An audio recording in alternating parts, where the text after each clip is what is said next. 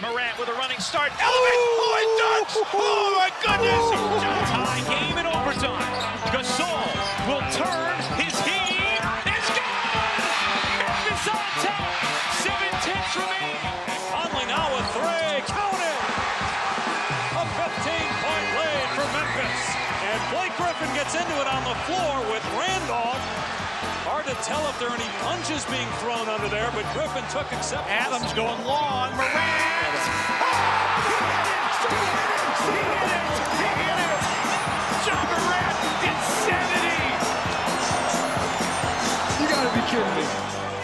Welcome to Grits and Grinds, a Memphis Grizzlies podcast. My name is Keith Parrish. The Grizzlies let a 13-point fourth quarter lead slip away and fell once again to the Houston Rockets. They had no answer for Jalen Green, and they dropped this close game and are now 0-3 against the Rockets on this season. On today's episode, I will talk about the game. I will talk about the rotation. Before I do, just a word to let you know, if you want to support this show, if you want to get bonus content from me, you can do all of that at patreon.com/fastbreakbreakfast. You can also join our listener Slack channel. I'm in there during the games, maybe revealing some more candid thoughts that I don't share on other social media. So if you want to join a community of basketball fans and support my program and get bonus content, patreon.com/fastbreakbreakfast. All right, this was a painful loss. Anytime you lose a fourth quarter lead, it hurts. When you're playing a rival, when you lose for the sixth time to Dylan Brooks in the last 2 years, it hurts. This game was a big Western Conference showdown. You're facing the team that's ahead of you in the standings. Now the Rockets have won the season series and are 2 games ahead of you, which is actually 3 games because they have the tiebreaker. So you're now 3 games behind the Rockets in the chase for the 2 seed. The Nuggets are coming up in your rear view. This was another defeat against a good Western Conference team. The Grizzlies' record against the top 10 teams in the West is horrible. Of course, there are caveats and explanations and context for that bad record. Of course, Ja Morant hasn't played that frequently. Ja Morant played in this game. By the way, Ja Morant played a season high, 37 minutes, the first time he's played more than 34 minutes in a game this year. A lot of the ire and the frustrations for this loss are focused, perhaps rightly, on this tiny segment of the fourth quarter where the Rockets went on a 16-2 run. Of course, that's where you lost the game, giving up a 16-2 run in the fourth quarter. It coincided exactly with Ja Morant being subbed out. This has been the rotation pattern now for a while. Ja Morant plays a ton of minutes in the third quarter, and then he starts the fourth quarter, and then he subs out.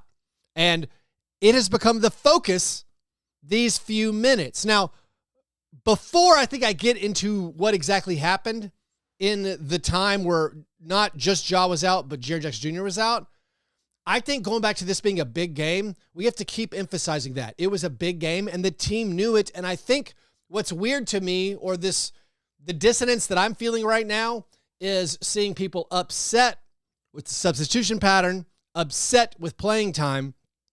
And yet, if we look at the substitution pattern and the playing time and the minutes allotment in this game, and you view it like under the Grizzlies lens, like for Taylor Jenkins and for the Grizzlies, under that lens, this was the most serious, in my opinion, they've taken a game this year when it came to the rotation and the playing time.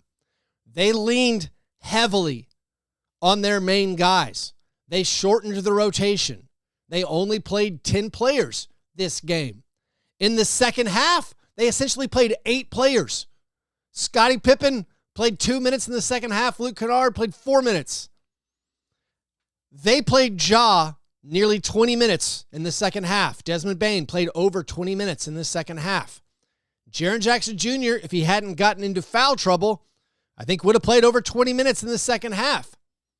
They did, honestly, I think what most of us have been asking for. One of Ja Morant, Desmond Bane, and Jaren Jackson Jr. was on the court for all 48 minutes. I think they honestly played the most minutes of any game this year with all three of those guys on the court at the same time. They played nearly 18 minutes with Desmond, Ja, and Jaren sharing the court together. That number might not be accurate as far as that being the most minutes of any game, but as someone whose entire bit is basically digging into the lineup data and looking at the substitution patterns and calling out Taylor Jenkins, where I'm like, why is this guy playing? Why is this guy playing? I gotta say, most of the criticisms that we have levied this year, they fixed in this game. And I specifically think it was because they knew it was a huge game. So for that reason, I don't know if it's comical. It's funny to me that like the biggest talking point, it seems like, is this 1.5 minute stretch where the Rockets made all their shots. That's a bigger story, or at least it should be a bigger story. Now, it normally isn't among the fan base and the people who cover the Grizzlies or your own team. You focus on your own team. The story of the game is that the Rockets made 11 of their final 13 shots. Like that. That's everything. The Grizzlies, by shortening the rotation, played a pretty good second half. There are some numbers that don't feel like they belong in a loss. The Grizzlies played their 8 main guys, the 3 guys off the bench who played serious minutes. Brandon Clark, love him. Santi Aldama, he actually only got 9 minutes, and that's because Jaren was in foul trouble. And then Jake LaRavia. Jake LaRavia was great in this game.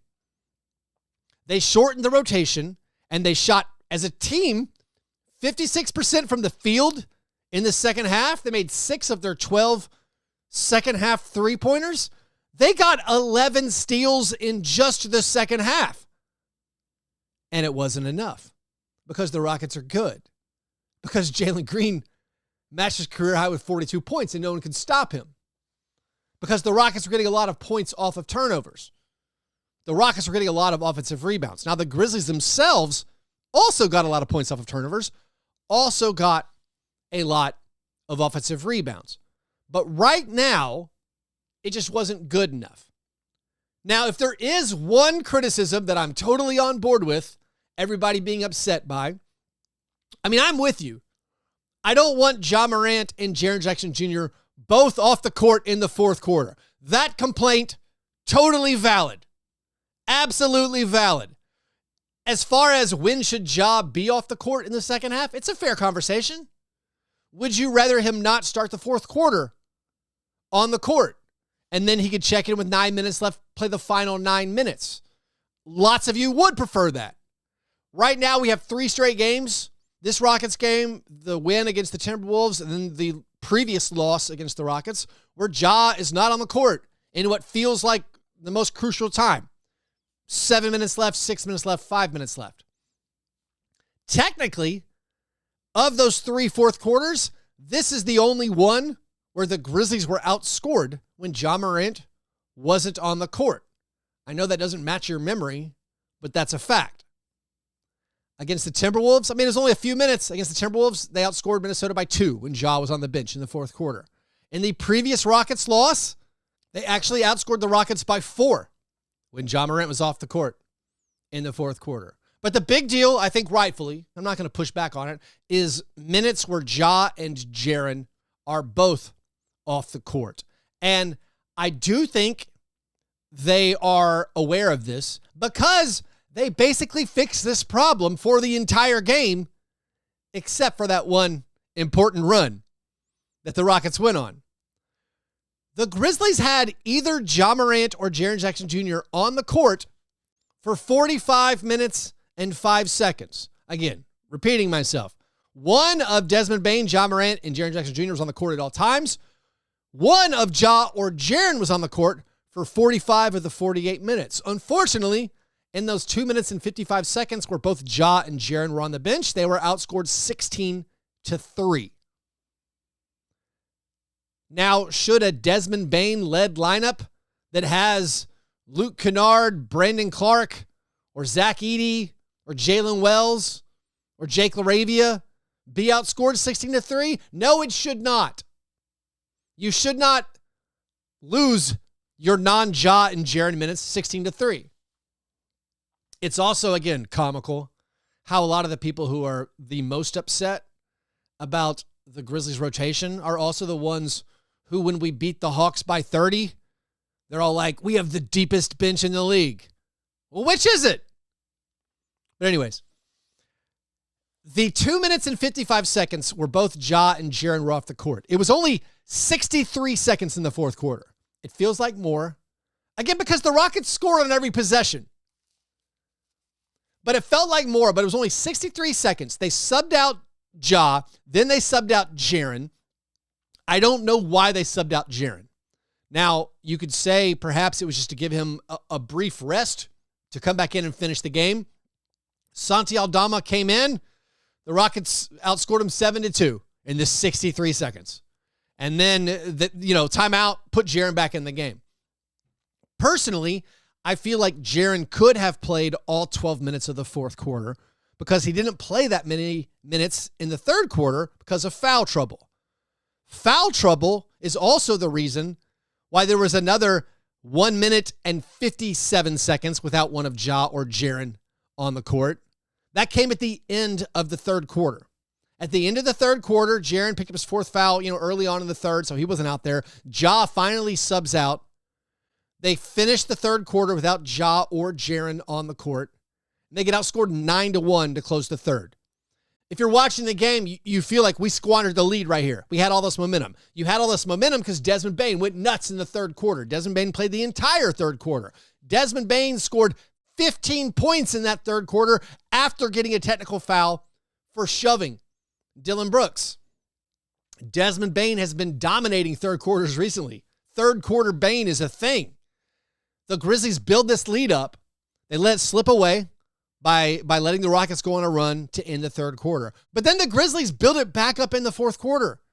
You get up by 13. And also note, you get up by 13 because Ja and Jaren are on the court. Meanwhile, Fred VanVleet and Jalen Green are on the bench. The Rockets started the fourth quarter with their top guys on the bench. The Grizzlies did not. Thus, you outscore the Rockets there. And, of course, then it's reversed. Then Jalen Green, Fred VanVleet come back on. They play the final 10 minutes of the fourth quarter, and then they have the run. So, at some point, basically almost every team will sub out their best guys for a couple of minutes in the fourth quarters. Now, some teams don't do this. And, of course, other teams do play their players heavier minutes. If you want to just look at the second half minutes like I've been doing, like Fred VanVleet played 22 minutes in the second half. Jalen Green played 22 minutes in the second half. If you want to go back to the argument that we should be playing all of our best players more minutes, I'm not going to argue with you. I am not here to defend the decision that the team makes about limiting their players' minutes. I think you could point to the team's record and say that it's been a useful decision. I think you can point to the team's record in back-to-backs. They've only lost one game on the second night of back-to-backs. Maybe that has something to do with playing your guys lots of minutes. It also could be one of the reasons the Grizzlies are considered to be one of the best developmental teams in the NBA. They give their guys minutes. The trade-off is if you end up losing your non-star minutes 16-3 against a playoff team, you're going to lose the game. Also, we have to talk about the performance of the actual star players. Ja Morant was not good enough. Ja Morant, when he checked back in at the end of the fourth quarter, had a horrible final 5 minutes. In the previous loss against the Rockets, when he checked back in for the final few minutes, he had a horrible final few minutes. The Rockets specifically seem to be a tough matchup for the Grizzlies. Of course, you lose all 3 times, but the Rockets are dominating the offensive glass. The Rockets are forcing the Grizzlies into tons of turnovers. I think clearly the physicality, the size, the length of the Rockets gives the Grizzlies fits. Santi Aldama, after the game, said their physicality bothers us. Yeah, we can tell. Steven Adams had a big impact on this game, pushing guys around. I thought Zach Edey did a pretty good job in this one. This matchup actually had some of that Zach Edey versus Steven Adams matchup or action that I wanted. I didn't feel like I got enough of for the game last Thursday. But you have to point to the Grizzlies stars not being good enough. I think Bane, you could say, had a great game, but he also didn't get enough shots.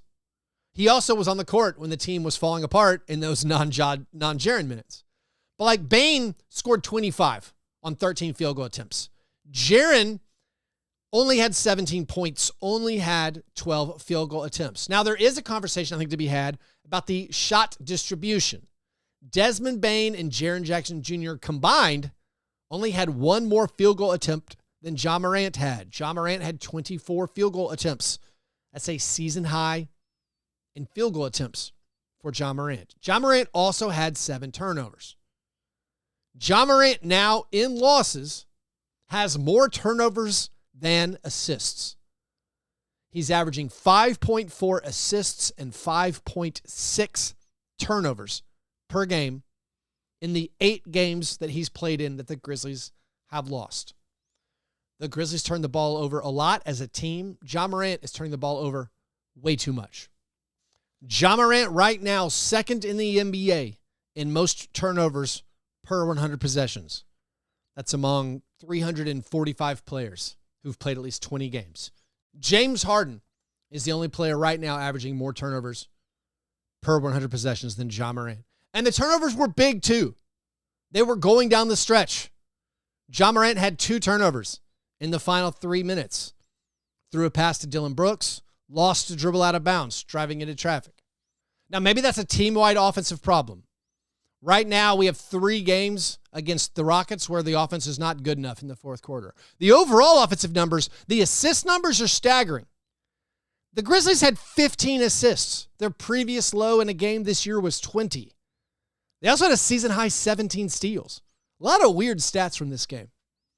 But the Grizzlies' offense only scored 12 points over the final, 8.5 minutes? So they built up that 13-point lead, like I was saying, early on.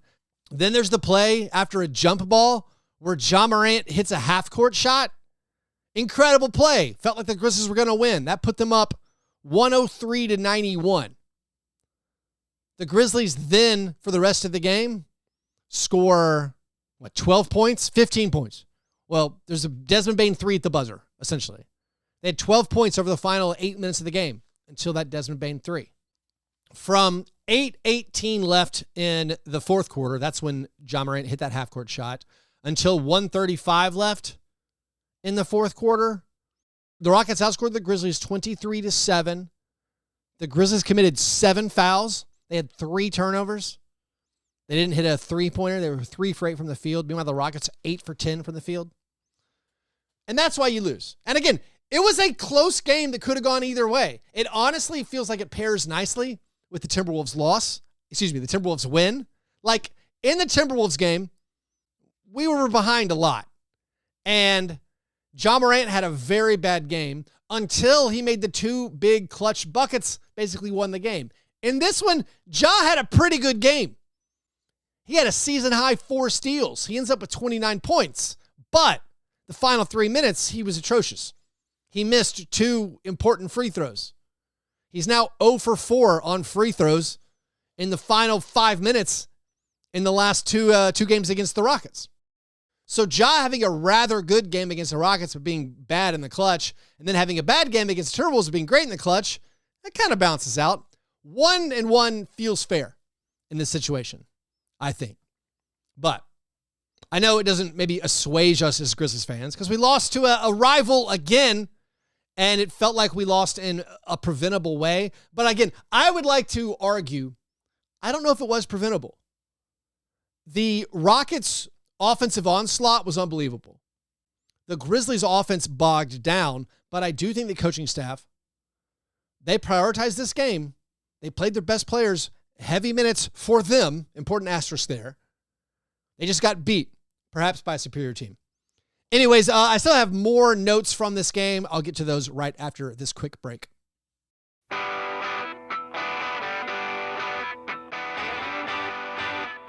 All right, so going back to the Ja Morant turnovers, just some more stats about that. Right now, the Grizzlies are 14-3 if Ja Morant has 5 or fewer turnovers in a game. If he has 6 or more, they are 1-5. He had 7, of course, against the Rockets. The Rockets scored 33 points in the final 9.5 minutes. Once again, spelling that out. I'm just emphasizing my bullet points on this episode. The Rockets made 11 of their final 13 field goal attempts, scored 33 points in the final 9.5 minutes. Meanwhile, over that stretch, the Grizzlies went 1 for 4 from the foul line, and they committed 10 fouls, also had 4 turnovers. In 3 matchups this season against the Rockets have a 42% offensive rebound rate. The Grizzlies themselves, again, in this game, got a lot of offensive rebounds, got a lot of second chance points, but so did the Rockets. The turnover battle, both teams committed a lot of turnovers. Both teams played hard. Pretty fun game there. The Jaren Jackson Jr. streak of playing 33 or more minutes ended. This was a career-long streak, if you missed last episode. His previous long for playing 33 or more minutes in consecutive games was 3 straight games. He played 33 or more minutes in 6 straight games. It ended because of foul trouble. He picked up his 4th foul a few minutes into the 3rd quarter. Now, did Jaren Jackson Jr. foul out? No, he did not. So, I understand taking your guy out with fouls, but also you could be more aggressive, and this is something I talk about so frequently. I know most of you guys are repeat listeners, so I won't go into the spiel, but I'd rather have Jaren foul out in the 3rd quarter than lose a basketball game and say Jaren finished with 30 minutes and the Grizzlies lost by 2. That's a tough pill for me to swallow personally, but this is the way we do things, and I guess you just accept it, and that's how things are. It's how most people do it, but also a lot of coaches would sub your guy out if he picked up his 4th foul. They would sub him out where Jaren got subbed out, which was about 4.5 minutes into the second half. However, I'd say most younger coaches, which Taylor Jenkins is one of, like Ime Udoka, Mark Daignault will absolutely put his guy back in the game. Like when Josh subbed out for the final 2 minutes of the 3rd quarter, I think it was reasonable to put Jaren back in at that point. I mean, maybe you could say things were going well, and they were going well. The Grizzlies had basically a 12-point lead then when John Morant checked out. So you're thinking, all right, we can survive a few more minutes, and then I'll put Jaren in to start the 4th quarter. That's the decision the Grizzlies went with. Maybe you could say in hindsight it didn't work out. But still, my position has always been I'd rather have my guys foul out in the 3rd quarter. Nothing about saving the fouls, in my mind, works logically, although some people disagree. They think with 4 fouls, Jaren would not be as good. He would play tentatively or whatever. The final minutes were interesting. So even with the 16-2 run, the Grizzlies took the lead back. The Grizzlies were ahead in the final 2 minutes. You had this play. So Brandon Clark, part of the closing lineup. Jalen Wells was the 5th member of the closing lineup. So you have Ja and Desmond and Jalen Wells and Jaren Jackson Jr. and Brandon Clark. So Brandon Clark misses this short shot with the Grizzlies down. Very frustrating moment, but I was proud of the resiliency of Brandon Clark. He comes down and steals a lob pass and then finishes a tough layup to give the Grizzlies the lead. However, after that, Jalen Green scores to put the Rockets ahead. They could not stop Jalen Green all game. Taylor Jenkins said after the game, they threw everything at Jalen Green. You just tip your cap to him. You do. Jalen Green was amazing. Best player on the court. The Grizzlies come down, turn the basketball over. Then Amin Thompson, who's not a very good free throw shooter. Amin Thompson makes 2 free throws. The Grizzlies are down 3 at this point. They choose not to use their timeout in advance to the front court. This probably was a mistake. This probably was informed by the fact that last game against the Rockets, they did call the timeout, right before Desmond Bane shot a 3. They called a timeout, ended up not getting a 3-point attempt because the Rockets fouled on purpose. Maybe because of that, Taylor Jenkins is thinking, I shouldn't call timeout and advance the ball because it didn't work out last time. Well, I think probably you could say it might be easier to draw up a play for a 3-pointer, even knowing the Rockets will try to foul if you're not in the shooting motion. It might be easier to draw up that play if you call a timeout and advance the ball into the front court. With having to go the full length of the court, it's very easy for the Rockets to foul and send us to the free throw line, and we won't get a 3-point attempt. However, even if you think it was a mistake not advancing the ball, it worked out great for the Grizzlies because Amin Thompson fouled Ja immediately. Ja Morant got to the free throw line within 1 second. This is a wonderful scenario for being down 3 and still having a timeout. The only problem was Ja missed both free throws. If Ja makes both free throws, you're down 1 with 6.6 seconds left. You still have your timeout. That's a great position to be in. You can play defense for a second, try to force a 5-second call on the inbounds pass, maybe get a steal. If you don't, you foul immediately. There are still, if they make both free throws, which is not a given, there's still probably going to be 5 seconds left. You call timeout, you get advance the ball. It was a good position to be in. It just didn't work out because of the missed free throws. Now, let's talk a little bit more about the other guys who played in this game. Zach Edey got the start. I thought Zach Edey did a good job. He ends up fouling out. He has 7 rebounds and 1 block, 1 steal, makes 1 dunk off a very nice Ja Morant pass in the second half. Jalen Wells played 30 minutes. He had 14 points. I think a fairly solid game. Maybe one of the better games recently for Jalen Wells offensively. Of course, he made 3 out of 4 3-pointers. The one miss, very notable. For the second straight game, he airballed a 3 in the final 6 minutes of the fourth quarter. So I'm watching that and thinking, oh no, not again. But then he actually drilled a big-time 3 with the Grizzlies down 4, cut it to a 1-point game in the final couple minutes. So that was good. That was promising. Jalen keeps playing very well. Jaren's final stats had 17 points, 3 steals, 3 assists, 2 rebounds, 1 block. Ended up with 5 fouls, but it was a take foul at the very end. That was his 5th foul. Santi Aldama had 5 points, 3 assists, 2 steals, 2 rebounds. Brandon Clark, once again, tasked with closing the basketball games. The downside for Brandon, of course, he can't shoot, long jumpers, can't space. He also gets bodied out for defensive rebounds, and it feels more noticeable when you play the Rockets. As much as I'm a big fan of Brandon Clark and him playing as many minutes as possible, it's a bad matchup for him, I think.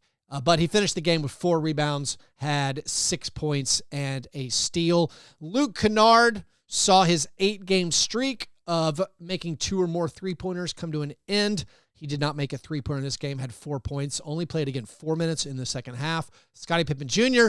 had 4 points, 2 rebounds, and an assist in his time. And again, Jake LaRavia I thought was incredible. A really good Jake LaRavia game. I was a little bit surprised that he didn't get the nod, maybe over Jalen Wells to close the game. I don't know if there's any kind of like future team building thought that goes into that. Knowing that Jalen Wells is going to be on your team next year, and Jake LaRavia almost certainly is not going to be because of his contract situation. But Jake LaRavia scored 12 points, had 7 rebounds and 2 steals, was 5 for 7 on his field goal attempts, including 2 3-point makes. And now the Grizzlies go to San Antonio for 2 games before returning for the MLK Day game against the Timberwolves. Now, again, I'm going to pound my bullet points. The Grizzlies actually shortened the rotation. The Grizzlies did not have any minutes with all 3 of their best players off the court. The Grizzlies leaned heavily on their best players. They just lost. Now, maybe you could point to Jaren coming off the court in the fourth quarter is the one thing you change. Maybe you wish Ja Morant would start the fourth quarter on the bench and then play the final 10 minutes. That's fair, but I don't know if it would change things. But part of me hopes this is a good loss. And maybe one of the reasons I'm not like super upset, I'm upset as a fan because I wanted to win the game. And we lost a 13-point lead in the fourth quarter. All those things are enraging. But also, I don't think the Grizzlies are a better team than the Rockets. I think they're comparable. I don't think the Grizzlies, as constructed this year, are a title contender, and maybe that's a reason why I'm not as upset about some of these defeats. I kind of hope this is a good loss for the franchise because maybe the people in power look at it and say, all right, we played our guys heavier minutes than normal.